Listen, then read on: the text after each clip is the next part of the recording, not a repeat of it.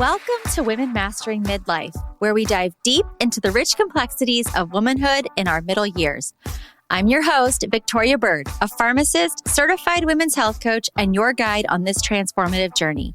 Whether you're navigating perimenopause, thriving in menopause, or mastering midlife's many transitions, this is your weekly dose of expert guidance, compassionate support, and a judgment-free space to explore it all. Here, we're empowering women to master midlife on their terms, reclaiming our health, our happiness, and our power. Together, we'll rewrite the narrative around this remarkable stage of life, from something to dread into a beautiful, bold transition. I'm so glad you're here. Hi, everybody, and welcome back to another episode of the Women Mastering Midlife podcast. I'm so excited that you're here, and I can't wait to get into this topic with you. So this month, we're discussing perimenopause because while menopause is having a moment, there's a lot of unknowns about the perimenopause space. So you've already heard me talk with Dr. Aoife O'Sullivan, who is amazing. I'm so glad that she was able to come back on the show with me, and we got into some perimenopause stuff because even though there's guidelines for menopause care, there's still a lot of nuance in the perimenopause space.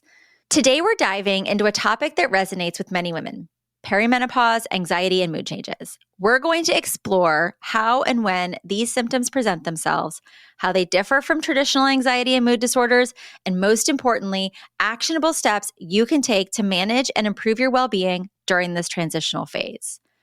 So we've talked with Dr. O'Sullivan about understanding perimenopause.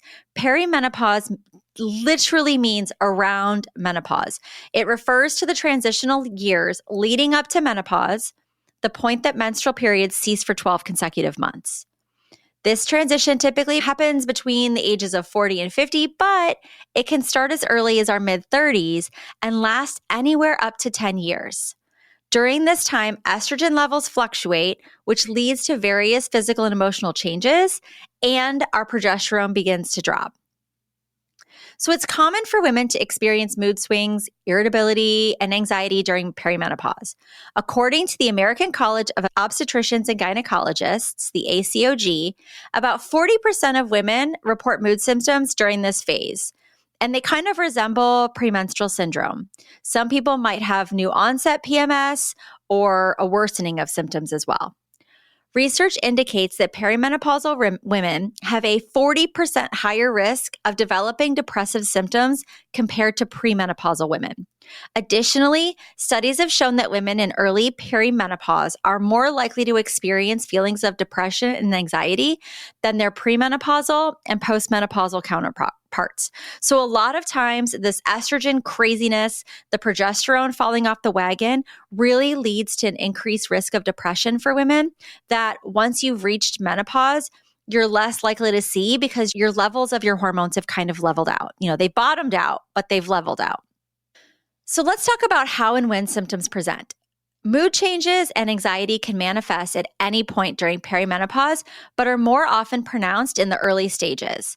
Some symptoms that you might notice include feelings of nervousness, irritability and restlessness, a difficulty relaxing, increased worry or overthinking, trouble concentrating or memory lapses, muscle tension, and sleep disturbances. Let's talk for a minute about the increased overthinking. I turned 40 July 2020. So we were in the thick of COVID, right? Where I lived, we were still pretty much on lockdown. I think we had restrictions slightly loosened, but for my 40th birthday, we were going to be going to St. Thomas as a family to celebrate, whoop it up, and we couldn't do that because we couldn't travel internationally. I remember swapping out the idea of sitting on a beach for a beautiful paved fire pit area in our backyard because I thought, what better way to celebrate 40 and a gift from my family than to create a space where we could have cozy fires in the summer and the fall evenings and, just kind of settle in. What I didn't recognize was that the worry and the overthinking would become paralyzing.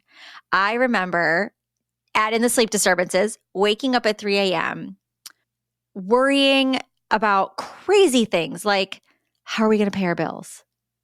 And For us at the time, we still had income. I knew how much money was in the bank account. I paid the bank. I paid our bills. So I knew we had enough money to cover every expense. But for some reason, I couldn't get over that. The worry of driving at night paralyzes women. I've had so many women come to me and say, I'm terrified of driving at night now. It's never bothered me before. And all of a sudden, I can't shake this worry of driving at night. People have woken up and been afraid of family members dying or your kids developing a cancer diagnosis, things that are so far left field from the reality that you're living, but somehow they creep into your brain. Concentrating and memory lapses are huge. The brain fog of those fluctuations of estrogen can just be gut-wrenching. I don't know how many times I would walk into a room and say, what did I come in here for? I'd forget birthdays, and I was in charge of all the birthday cards, all the birthday gifts, all the things, and I had a steel trap memory, and all of a sudden, I just couldn't even think of them. Words are hard. Let's be honest. There are times when I am thinking of something or I'm saying something to someone and the word or the phrase or the name of something, and we joke and we brush it off like, oh, I'll remember at 3 a.m. when I'm awake in the middle of the night. So these symptoms can be sporadic, they can be persistent, and they can vary in intensity. So sometimes you feel like you got the whole world under control, everything is fine, woo, I'm feeling like myself again, and then bam, it hits you. Or even worse, it's just this persistent worry that you just can't shake. So now let's talk about the difference between traditional anxiety and mood disorders and the things that are brought on in perimenopause. While the symptoms may resemble traditional anxiety and mood disorders, perimenopausal mood changes are closely linked to your hormonal fluctuations. The decline in variability in estrogen levels can affect your neurotransmitters like serotonin and dopamine, and those regulate your mood. This hormonal influence distinguishes perimenopausal mood changes from other anxiety and mood disorders not associated with reproductive hormonal shifts. So some people see a worsening of premenstrual dysphoric disorder, especially if you had PMS when you were younger. A lot of people say like, oh my gosh, this is like newfound craziness. Everything kind of leveled out in my 30s and now all of a sudden it's crazy again. And so those are some things that you might see because your hormones of your estrogen and your progesterone are so tightly linked to all your other hormones. It's not just about your ovaries. It's not just about producing eggs to be fertilized to make babies. It's whole body effects of estrogen. Let's take a quick pause because if you've been loving these conversations and you're ready to take things deeper, I have something special just for you. The Women Mastering Midlife community is open for enrollment and it's better than ever. This is your space for real, whole person midlife wellness. We focus on 5 pillars: movement, nutrition, lifestyle, stress management, and rest, because midlife health is so much more than just workouts or what's on your plate. Inside the community, you'll get strength training programs that actually fit your life. No 5 a.m. workouts required. Weekly accountability check-ins, meal plans, recipe guides, live group coaching with me, a private forum where you're never alone, and direct access to message me whenever you need support. Normally, it's just $29 a month. That's less than a single personal training session. But because you're part of this podcast family, I've got a gift for you. Use the code PODCAST5 at checkout and you'll get $5 off every month, making it just $24 a month to join us. You'll find the promo code and the link to register right in the show notes, so it's super easy to get started. Come join us and step into midlife feeling strong, supported, and unstoppable. So I'm going to give you some strategies to improve your anxiety and mood during perimenopause, because if you're looking for lifestyle choices, if you're looking for some holistic techniques that can help, that's typically my jam. Replacing hormones that you're losing is important, and that's a conversation to have with a menopause specialist or your doctor. But from me, what I can say is be sure to incorporate a variety of nutrient-rich foods. Get your leafy greens, get your fruits, lean proteins, whole grains. Let's talk about fiber in our diet. Diversifying plant-based foods are going to help you alleviate symptoms like mood swings and depression. Making sure you're getting your nutrients, magnesium, all of your vitamins and minerals from your diet, you're going to be having just more calm overall holistic well-being. Exercise is the most underrated form of mood changing. Engaging in physical activities, even walking, yoga, dancing regularly will help improve your energy levels. You're going to sleep better. Your mood is going to be better. When I have group coaching sessions in the Women Mastering Midlife community, so many of the women who have focused on getting their step count in, making sure they're getting walks in every day and making sure they're exercising, their sleep improves dramatically regardless of their hormonal situation. I cannot stress enough how important regular exercise is to your overall well-being. Sleep and stress and mood all go hand in hand. If you're not getting a consistent sleep routine, if you're not focusing on the importance of good sleep hygiene, you're missing out on the opportunity to help regulate your mood. There are times when getting up at 3 a.m. is completely out of your control. There's nothing you're going to be able to do to fix that. But cutting off your blue light, turning off your phone, turning off noise, darkening your room, making sure it's a cool, dark place to sleep in, giving yourself time to unwind with rituals that set your brain into the thought of, okay, it is time to rest now. We are getting into sleep mode. Those will help you get good sleep. If you're moving your body regularly, that's going to help you get good sleep.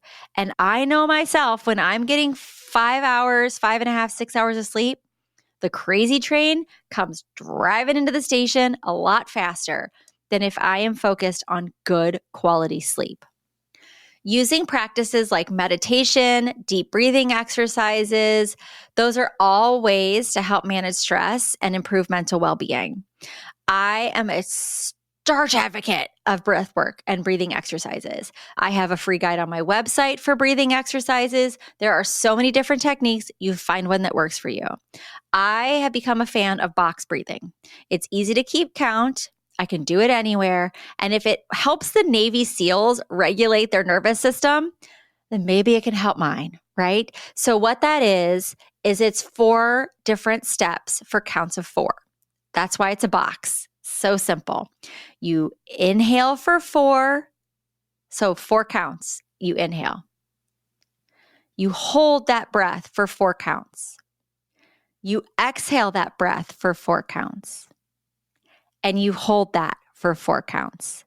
And you do it again and again and again and again until you feel that calm come over your body.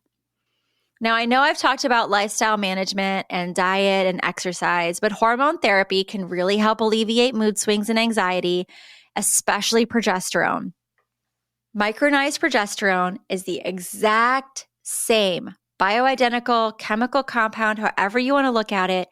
Micronized progesterone is the same thing that your body produces naturally.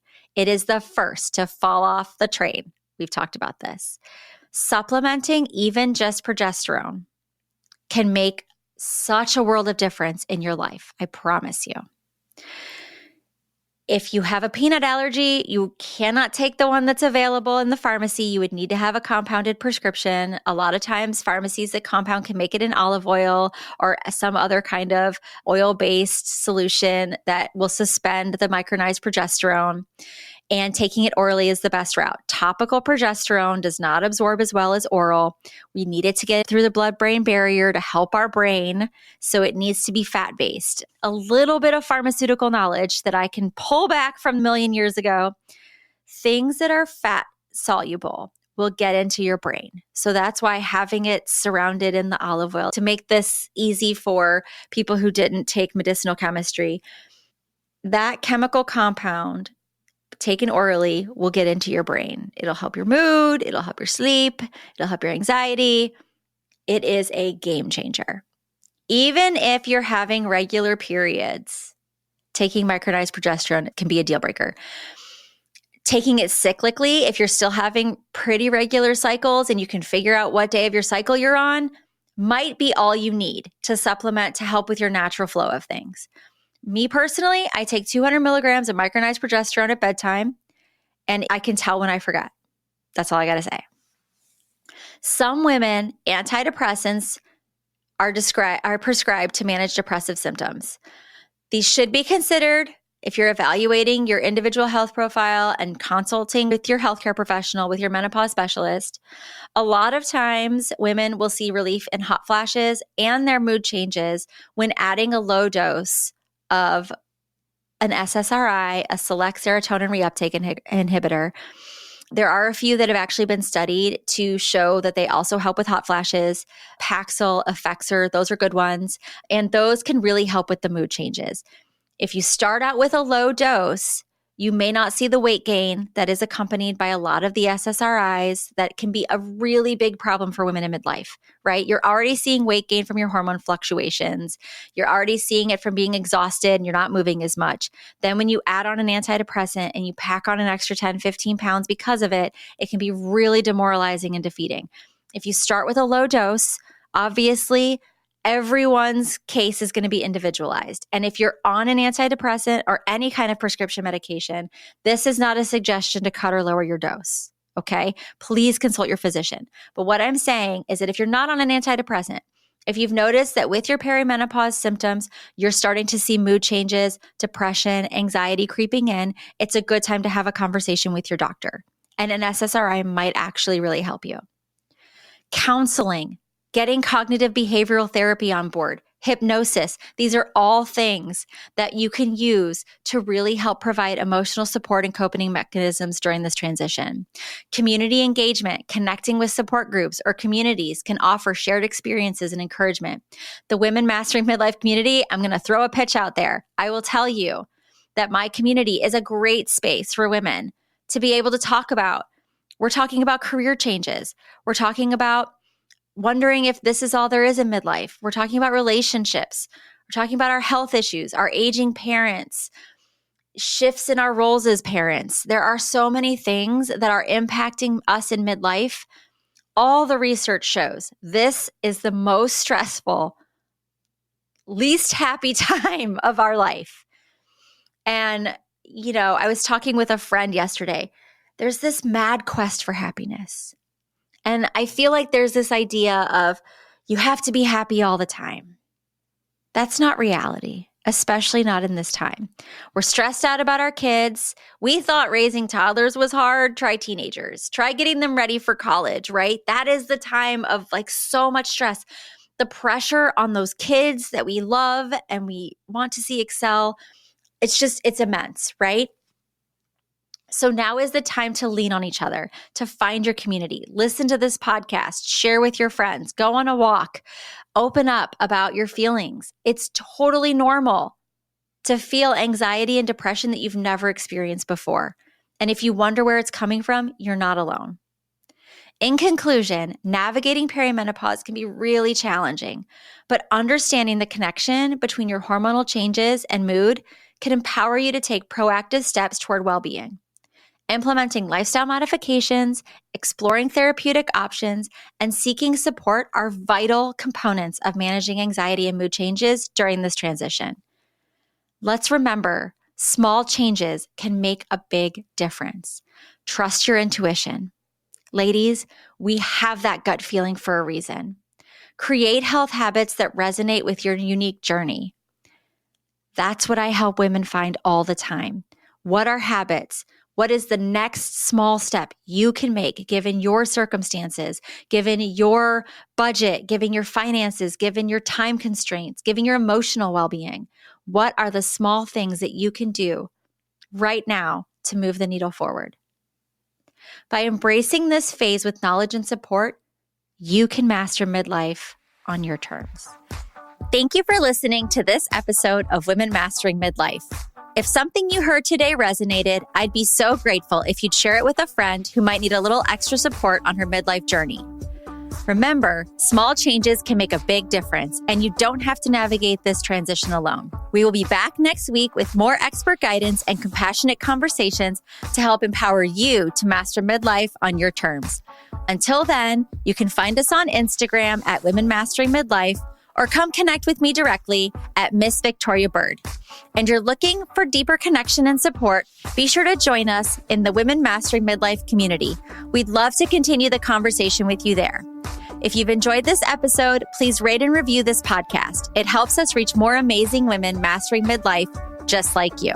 You'll find all the links from today's episode and ways to connect in the show notes below. See you next time.